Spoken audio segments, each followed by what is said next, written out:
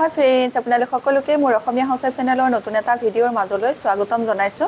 আজি মই এই ভিডিঅ'টোত আপোনালোকক ঠাণ্ডা দিনত মুখ ধুবৰ বাবে খুব বঢ়িয়া এটা নেচাৰেল ফেস ওয়াশ তৈয়াৰ কৰি দেখুৱাম। যেটো ফেস ওয়াশে আপোনালোকে ঠাণ্ডাৰ দিনত মুখ ধুলে আপোনালোকৰ স্কিনখন ড্ৰাই নহব, স্কিনখন আপোনালোকৰ উজ্জ্বলো হ'ব, লগতে আপোনালোকৰ স্কিনখন সাফাও হ'ব, নিমজ হ'ব আৰু সফট হৈ যাব। আজি মই দেখুৱা এই ফেস ওয়াশতে যদি আপোনালোকে ঠাণ্ডাৰ দিনত মুখখন ধোৱাৰ পাছত আপোনালোকে দেখিব আপোনালোকৰ স্কিনখন ড্ৰাই হৈ নাথাকে আৰু আপোনালোকৰ স্কিনখন টানিও নধৰে। গতিকে আপোনালোকে এই ফেস ওয়াশটো ঠাণ্ডা দিনত ব্যৱহাৰ কৰিব পাৰে। খুব ভাল ফেস ওয়াশ হয়।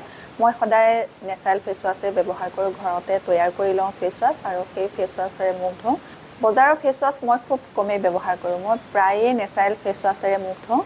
বজাৰৰ ফেস ওয়াশ মই মাজে কেতিয়াবাহে ব্যৱহাৰ কৰো। ঠাণ্ডাৰ দিনত ব্যৱহাৰ কৰিবৰ বাবে মই যেটো নেচাৰেল ফেস ওয়াশ ঘৰতে তৈয়াৰ কৰি লওঁ, সেই ফেস ওয়াশটো এতিয়া মই আপোনালোকৰ লগত শেয়াৰ কৰিম আৰু কেনে ধৰণে বনাব লাগে, কি বস্তু লাগে সেইখিনি মই এতিয়া আপোনালোকক দেখুৱাম। এই ফেস ওয়াশটো বনাই দেখুৱাৰ আগতে আপোনালোকলৈ এটা ৰিকুৱেষ্ট আছে। আপোনালোকে যদি মোৰ এই ভিডিঅ'টো ভাল পায়, ভিডিঅ'টোত এটা লাইক কৰি দিব, মোৰ চেনেলটো সাবস্ক্ৰাইব কৰি ল'ব, ওচৰতে থকা বেল আইকনটো প্ৰেছ কৰি দিব। তেতিয়া মোৰ আহিবলগীয়া সকলোবোৰ ভিডিঅ'ৰ নটিফিকেশন আপোনালোকলৈ সোনকালে যাব আৰু আপোনালোকে সোনকালে ভিডিঅ'বোৰ চাই থাকিবলৈ পাব। তে আহক চাওঁ ঠাণ্ডাৰ দিনত ঘৰতে কেনেকৈ ফেস ওয়াশ তৈয়াৰ কৰি মুখ ধুব পাৰি। এই ফেস ওয়াশটো বনাবৰ কাৰণে প্ৰথমে মোক লাগিব এতিয়া পিঠাগুৰি মই এতিয়া এচামুচৰ জোখাৰে লৈছো। মই কমকৈ বনাম সেই কাৰণে এচামুচৰ জোখাৰে পিঠাগুৰি লৈছো আৰু বেছিকৈ বনালে পিঠাগুৰিৰ পৰিমাণটো বঢ়াই ল'ব লাগিব। এতিয়া মই এই পিঠাগুৰিতে 2 চামুচ কেঁচা গাখীৰ দি ভালকৈ মিহলাই লৈছো। দুইবিধ বস্তু ভালকৈ মিহলাই লোৱাৰ পাছত এতিয়া 10 মিনিট ৰাখি দিব লাগিব। 10 মিনিট পাছতহে এই ফেস ওয়াশটো বনাব পাৰিব।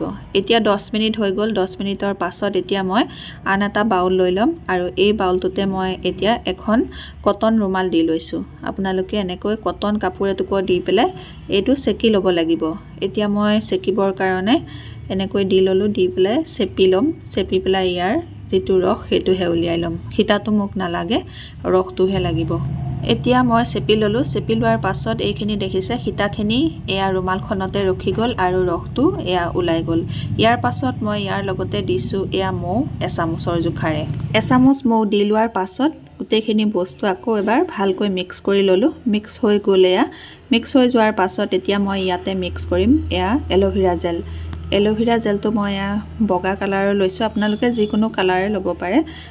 এয়া মই এচামুচৰ জোখাৰে এলোভেৰা জেল ইয়াতে দি ললো। দি লোৱাৰ পাছত এতিয়া মই ভালকৈ মিক্স কৰি ল'ম। মিক্স হওঁতে এলোভেৰা জেলটো অকমান সময় লাগে, আপোনালোকে ভালকৈ মিক্স হৈ নোযোৱালৈকে মিক্স কৰিয়ে থাকিব। এতিয়া মই এয়া ভালকৈ মিক্স কৰি ললো। এয়া চাওকচোন কিমান ধুনীয়াকৈ মিক্স হৈ গ'ল। এলোভেৰা জেলখিনি ভালকৈ মিক্স হৈ যোৱাৰ পাছত এতিয়া মই ইয়াতে মিক্স কৰিম গোলাপ জল আধা চামুচৰ জোখাৰে। এয়া আধা চামুচৰ জোখাৰে মই গোলাপ জল দি ললো। দি লৈ আকৌ এবাৰ ভালকৈ মিক্স কৰি ললো। মিক্স হৈ গ'ল। মিক্স হৈ যোৱাৰ পাছত এতিয়া মই আনিছো এইটো বাদাম ৰগন তেল। বাদাম ৰগন তেলটো আমাৰ স্কিনৰ কাৰণে ভাল হয়। আপোনালোকৰ স্কিনখন ড্ৰাই নহব এই ফেস ওয়াশটো ব্যৱহাৰ কৰাৰ পাছত, সেই কাৰণে মই বাদাম ৰগন তেলো দিলো। বাদাম ৰগন তেলটো মিক্স কৰি লোৱাৰ পাছত ইয়াতে মই এতিয়া দিম এয়া ভিটামিন ই কেপচুলৰ অইল। এটা ভিটামিন ই কেপচুলৰ অইল মই ইয়াতে মিক্স কৰিম। এতিয়া মই ভিটামিন ই কেপচুলৰ অইলটো দি এয়া ভালকৈ মিক্স কৰি ললো। ভালকৈ মিক্স কৰি লোৱাৰ পাছত আপোনালোকে দেখিব কিনা ফেস ওয়াশৰ দৰে খুব বঢ়িয়া এটা এয়া ফেস ওয়াশ তৈয়াৰ হৈ গৈছে। খুব বঢ়িয়া ফেস ওয়াশ। মই সদায় ব্যৱহাৰ কৰি থাকো এই ফেস ওয়াশটো। ঠাণ্ডাৰ দিনত ব্যৱহাৰ কৰিবৰ কাৰণে বহুত ভাল হয়। আপোনালোকৰ স্কিনখনো সাফা হ'ব আৰু লগতে আপোনালোকৰ স্কিনখনৰ উজ্জ্বলতাও বাঢ়িব, স্কিনখন ড্ৰাই নহব। এতিয়া এই ফেস ওয়াশটোত অকমান ফেনাবলৈ হলে আপোনালোকে ইয়াতে বেবী শ্যাম্পু অকমান মিক্স কৰিব পাৰে। এতিয়া মই ইয়াতে বেবী শ্যাম্পু আধা চামুচৰ জোখাৰে এয়া মিক্স কৰি ললো। ভালকৈ মিক্স কৰি লোৱাৰ পাছত দেখিব ফেন নিচিনা হৈছে। এয়া দেখিছেনে অলপ ফেন নিচিনা হৈ গৈছে। এই ফেস ওয়াশটো আপোনালোকে মুখত লগাই মুখখন সাফা কৰিব পাৰে।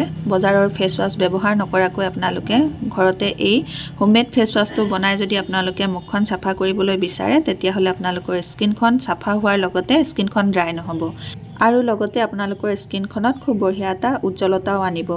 এতিয়া মই এটা বটলত ভৰাই ললো আৰু তৈয়াৰ হৈ গ'ল খুব বঢ়িয়া এটা ফেস ওয়াশ। কেনেদৰে ব্যৱহাৰ কৰিব লাগে ভিডিঅ'টো পিছলৈ আপোনালোকক দেখুৱাই আছো। এতিয়া তৈয়াৰ হৈ গ'ল ঠাণ্ডাৰ দিনত ব্যৱহাৰ কৰিবৰ বাবে খুব বঢ়িয়া এটা হোমমেড ফেস ওয়াশ। এই ফেস ওয়াশটো আপোনালোকে দিনটোত দুবাৰকৈ ব্যৱহাৰ কৰিব পাৰে। এবাৰ ৰাতিপুৱা গা ধোৱাৰ আগত আৰু এবাৰ ৰাতি শোৱাৰ আগত আপোনালোকে এই ফেস ওয়াশটো ব্যৱহাৰ কৰিব পাৰে। এই ফেস ওয়াশটো কেনে ধৰণে ব্যৱহাৰ কৰিব সেইটো এতিয়া মই দেখুৱাই দিছো। আপোনালোকে হাততে জোখমতে লৈ ল'ব জোখমতে লোৱাৰ পাছত আপোনালোকে এনেকৈ মুখত অলপ লগাই ল'ব লগাই লোৱাৰ পাছত যিদৰে আমি বজাৰৰ ফেস ওয়াশটো মুখত লগাই অকমান সময় যে মাসাজ কৰি দিও তেনেকৈ আপোনালোকে এই ফেস ওয়াশটো মুখত লগাই 2 পৰা 3 মিনিট মাসাজ কৰি দিব এনেকৈ আপোনালোকে 2-3 মিনিট মাসাজ কৰাৰ পাছত আকৌ 3 মিনিট মান মুখত লাগি থাকিবলৈ দিব তাৰ পাছত আপোনালোকে মুখখন ঠাণ্ডা পানীৰে ধুই দিব এনেকৈ আপোনালোকে এই ফেস ওয়াশটো ব্যৱহাৰ কৰিব আৰু মুখখন ধোৱাৰ পাছত আপোনালোকে নিজৰ যেটো ময়শ্চাৰাইজাৰ লগাব ময়শ্চাৰাইজাৰ লগোৱাৰ 15 মিনিট পাছত আপোনালোকে সানস্ক্ৰিন লগাব সানস্ক্ৰিন নলগোৱাকৈ আপোনালোকে ঘৰৰ বাহিৰলৈ নোলাব কাৰণ সানস্ক্ৰিন নলগালে আপোনালোকৰ স্কিনত ৰ'দে পৰিব আৰু স্কিনখনত যদি সদায় ৰ'দে পৰি থাকে তেতিয়া হলে আপোনালোকৰ স্কিনখনত পিগমেন্টেশন আৰম্ভ হ'ব আৰু পিগমেন্টেশন আৰম্ভ হলে আপোনালোকে জানে দূৰ কৰিবলৈ বহুত সময়ৰ প্ৰয়োজন হয় সেই কাৰণে আপোনালোকে সানস্ক্ৰিন লগাবলৈ নাপাহৰিব এই ফেস ওয়াশটো আপোনালোকৰ বাথৰুমত ৰাখি দিব যেতিয়া আপোনালোকে মুখ ধুম বুলি ভাবে এই ফেস ওয়াশটোৰে মুখ ধুব আজিৰ এই ভিডিওটোত ঠাণ্ডা দিনত মুখ ধুবৰ বাবে খুব বঢ়িয়া এটা নেচাৰেল ফেস ওয়াশ বনাই দেখুৱালো এই ফেস ওয়াশটো আপোনালোকে নিশ্চয় ভাল পাইছে যদি ভাল পাইছে তেতিয়া হলে মোৰ ভিডিওটোত এটা লাইক কৰিব মোৰ চেনেলটো সাবস্ক্ৰাইব কৰি আপোনালোকৰ ফ্ৰেণ্ডৰ লগত এই ভিডিওটো শেয়াৰ কৰি দিব নতুন এটা ভিডিওৰ সৈতে নতুন এটা বেলেগ টিপছৰ সৈতে আপোনালোকৰ মাজলৈ আকৌ আহিম তেতিয়ালৈকে নমস্কাৰ আজিলৈ